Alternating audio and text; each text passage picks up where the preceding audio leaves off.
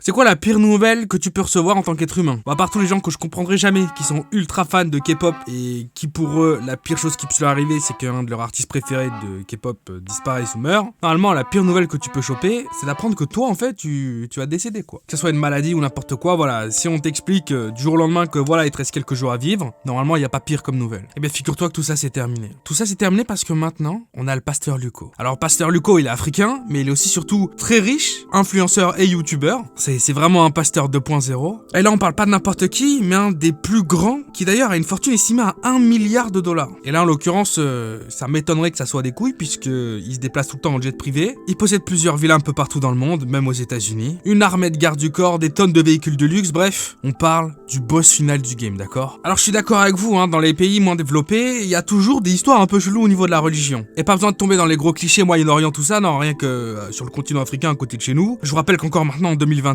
les albinos, c'est-à-dire les personnes qui sont censées naître noirs et qui naissent avec une particularité assez spéciale de la peau, c'est-à-dire qu'ils sont tout blancs, mais blancs encore plus que blancs, d'accord? Et ben dans plein d'endroits en Afrique, on les chasse pour essayer de les emprisonner, de les tuer et de les découper pour ensuite en faire des gris-gris. Je ne vais jamais chercher l'eau à la rivière et je sors rarement de la maison. Je me demande tout le temps si je ne vais pas être enlevée. On nous chasse pour gagner de l'argent. Ils nous tuent pour vendre notre cadavre. Ici, les albinos sont traqués, leurs organes alimentent un commerce macabre. Au Malawi, un os d'albinos peut se revendre à un sorcier 2000 $ et jusqu'à 75 000 pour un corps entier. Oui, donc te plaindre que t'as eu que 60 likes sur ton dernier post Instagram, on est d'accord que c'est pas la pire chose qui puisse arriver. Et ben notre ami pasteur Luco, il a complètement éradiqué le problème à la source en fait. Des maladies, tout ça, c'est terminé. Parce que figurez-vous que notre ami, il a ressuscité quelqu'un en live à la télé.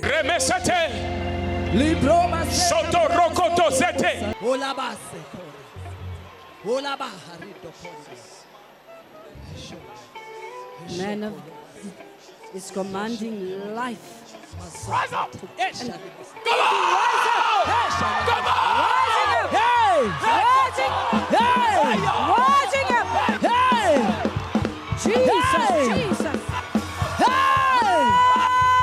What is this? What is this? Never seen before! Never seen before! Church of God! Maya huza geta tota kata. Look what's happening. Manderebosha lidio mas.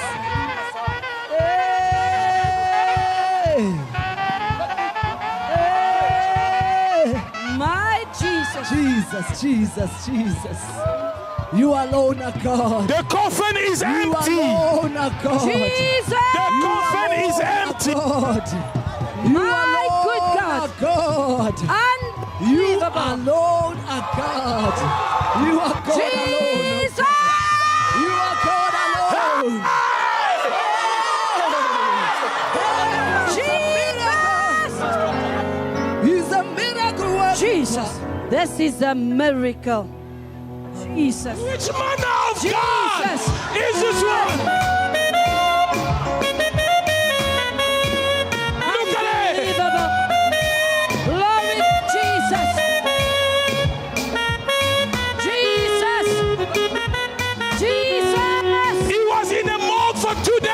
Non, alors non seulement dans l'assemblée, on peut voir qu'il y a beaucoup de gens, mais surtout qu'il y a des gens importants. Il y a même la police locale, des médecins, bref. Là, on rigole pas, les potes. Luco, il ressuscite des gens. D'ailleurs, l'histoire, elle va même plus loin, puisque il s'est rendu plusieurs fois dans des hôpitaux alors que la télé le suivait. Et il a été soigner et guérir des gens en direct en faisant l'imposition des mains, qui en fait tout simplement le fait de poser sa main sur quelqu'un. Et puis comme Dieu est avec toi, bon ben Dieu est dans ta main. Et donc ta main, tu m'as compris, en gros, il guérit les gens. Il a guéri comme ça devant la télé et en vidéo des gens qui étaient atteints du cancer, des gens qui étaient atteints de maladies incurables comme le sida, et quand je dis guéri, c'est guéri, c'est-à-dire elle disparaît du corps en fait. Puis bien sûr, les gens qui étaient sur leur lit de mort et à qui il leur restait que quelques heures de vie, pareil, il est venu, il leur a tapé un check du front, et puis la personne s'est levée du lit en fait. Et ensuite, a continué à vivre sa vie pendant des années. Alors forcément, ça a créé beaucoup de polémiques, même en Afrique, pour le coup. Les gens, faut pas non plus trop les prendre pour des cons, même s'il y a des parties qui sont extrêmement religieuses. On possède quand même tous le même cerveau sur Terre, et du coup, là c'est un peu gros. Mais comme de partout, ça a fini par créer deux camps entre les fervents partisans et ceux qui croient à fond que Pasteur Luco est capable de ressusciter les morts, et puis les autres qui disent que vraiment c'est des couilles, c'est pas possible, faut arrêter les conneries quoi. Le problème avec cette histoire, c'est que Luco est extrêmement riche, il est milliardaire, et c'est facile de soudoyer les gens quand le salaire minimum est extrêmement faible. Comme exemple, je peux prendre par exemple l'histoire du Covid en ce moment. Il y a beaucoup de reportages qui montrent qu'au Mexique, il y a des tonnes de grosses fiestas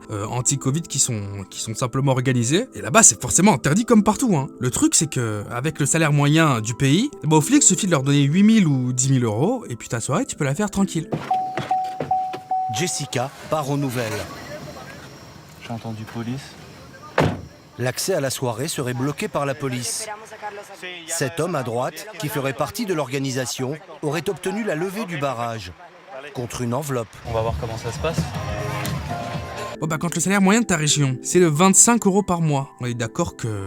Je vais pas te faire un dessin. C'est pourquoi même la police locale, là, avec cette histoire, a dit que tout semblait legit, qu'il n'y avait aucun problème et que la personne dans le cercueil était morte en fait avant d'être ressuscitée. Il y a eu même des enquêtes externes qui ont été menées avec carrément des gens qui travaillaient dans les pompes funèbres et qui ont expliqué que le setup était pas correct, c'était pas logique, qu'il n'y ait pas de drap sur le cercueil, que le cercueil était en mode casquette ouverte comme ça alors que normalement c'est pas dans cette situation-là qu'on doit faire ça. Qu'il n'y avait aucune trace sur le corps de la personne dans le cercueil, que c'était un cadavre puisqu'il y avait encore les couleurs, bref. On voit clairement que c'est un type qui est vivant quoi. D'ailleurs il y a même la pompe funèbre qui était dans l'histoire et qui s'était occupée d'amener le cercueil pendant la vidéo devant la télé etc. Qui a ensuite porté plainte contre le pasteur en disant qu'elle s'était fait abuser et qu'il lui avait menti et qu'il pensait pas que ça se déroulerait comme ça et que maintenant elles ont honte parce qu'on s'est servi d'elle pour faire quelque chose qui était faux et complètement fake. Puis 3 semaines après, cette même pompe funèbre a dit qu'en fait elle revenait sur ses propos et que tout était vrai. La magie. On a un ami de la personne ressuscitée qui a témoigné à visage caché. Elle a témoigné pour la télé en disant qu'en fait il était pas mort. Son pote, la veille encore, ils avaient bu un coup ensemble et qui avait aucun problème, il était même pas malade. Donc déjà, ça faisait pas 2 jours qu'il était dans la morgue. Bon, par contre, cette personne-là qui a fait un témoignage à visage couvert, quand elle a été recontactée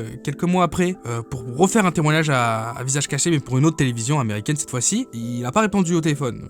Bon, après, moi, j'ai aucune idée de ce qui a pu se dérouler, hein, mais juste, peut-être malade, hein. Il devrait téléphoner au pasteur Luco. Alors, qu'est-ce qu'on peut en tirer de cette histoire? Parce que le fin mot, on l'a pas trop. Faut pas être choqué, en fait. Quand on voit des vidéos sur YouTube qui sont vraiment tirées par les vush, et que pourtant, dans les commentaires, il y a tout le monde qui est persuadé que c'est vrai. Il faut juste revenir au basique, en fait. On est 8 milliards sur la planète. Donc, il y a forcément des gens qui vont y croire. Comme les gens qui pensent que dans le vaccin contre le Covid, il y a de la 5G, et qu'en fait, c'est Bill Gates qui va nous commander comme des robots avec des mini-particules qui nous ont injectés dans le sang, ou bien qu'on n'est jamais allé sur la Lune, ou qu'en Égypte antique, avant, les gens, ils se baladaient pas avec des ânes et des charrues, mais en vaisseau spatial. Il en faut pour tout le monde, en fait. Et l'esprit critique, ça s'entraîne, mais si t'es pas intéressé de l'avoir à la base, tu l'auras jamais, en fait. Comme arrêter de fumer. Si t'as pas envie d'arrêter, t'arrêteras pas, mon pote. Bon, c'était une vidéo assez courte, mais j'avais envie d'aborder le sujet parce qu'il m'a fait éclater de rire. J'ai tapé des barres quand j'avais vu ça il y a plusieurs mois. À un moment donné, je me suis dit, il faut forcément que j'en parle en vidéo. Si t'as vraiment kiffé, mets-moi en commentaire. J'aimerais bien qu'il y ait des tonnes de commentaires sur cette vidéo. Mets-moi réellement en commentaire si t'as kiffé. Et comme ça, je te fais un autre épisode où on parlera des maîtres du tai chi, de la force du chakra, des sensei, des profs d'arts martiaux qui ont des dojos et qui sont extrêmement connus avec des milliers d'élèves et qui se battent en utilisant la force mentale. Ça, c'est des pépites aussi. Je te le dis, c'est des grosses pépites. Bon, allez, c'est Théo.